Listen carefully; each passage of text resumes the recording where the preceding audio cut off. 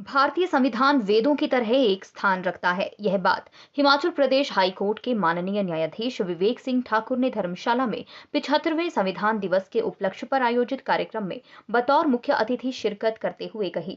भारत लोकतंत्र की जननी विषय पर कार्यक्रम का आयोजन अधिवक्ता परिषद हिमाचल प्रदेश की धर्मशाला इकाई द्वारा किया गया।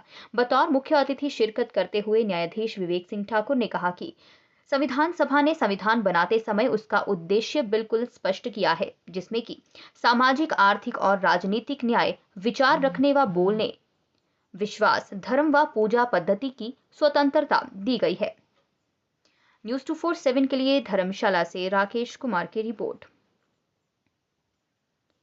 सांसद अनुराग ठाकुर ने शनिवार को ऊना जिला में विकास समन्वय एवं निगरानी समिति की बैठक की अध्यक्षता की।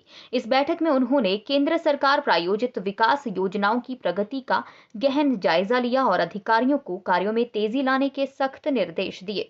उन्होंने कहा कि सांसद विकास निधि से जिन परियोजनाओं को स्वीकृति दी गई है, लेकिन 31 मार्च 2023 तक जिनका कार्य शुरू नहीं हुआ, उनकी निधि को वापस कर दिया जाए। उन्होंने अधिकारियों को निर्देश दिए कि जिन कार्यों की शुरुआत हो चुकी है, उन्हें 28 फरवरी 2025 तक हर हाल में पूरा किया जाए।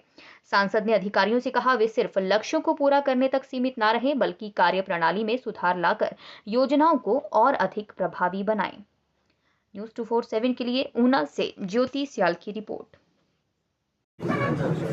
भारतीय संविधान एक जिस तरह वेद हैं उस तरह एक स्थान रखता है और संविधान में हमारे जो फाउंडर्स ऑफ कॉन्स्टिट्यूशन थे, फ्रेमर्स ऑफ द कॉन्स्टिट्यूशन, जिन्होंने संविधान सभा ने संविधान बनाया, उन्होंने उसका उद्देश्य बिल्कुल स्पष्ट उसकी उद्देशिका में रख दिया है, जिसमें है सामाजिक, आर्थिक, राजनीतिक न्याय, विचार रखने, बोलने, विश्वास, धर्म और पूजा पद्धति की स्वतंत्रता और किसी को स्टेटस यानी प्रतिष्ठा, समाज में जो प्रतिष्ठा है वो और अवसर उसकी समानता, और इसके साथ साथ समाज में ऐसा बंधुत्व बढ़ाना जिसमें व्यक्ति की जो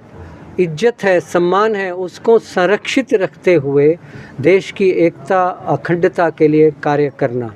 मैं समझता हूँ कि संविधान दिवस के उपलक्ष्य में समाज के हर वर्ग को इससे प्रेरणा लेकर इन जो उपरोक्त उद्देश्य हैं, इनमें जो अंतर्निहित संविधान का उद्देश्य है, हमारी एक लोकतांत्रिक देश की राज्य की स्थापना का जो उद्देश्य है, उसको पूर्ण करने में सहायता मिलेगी।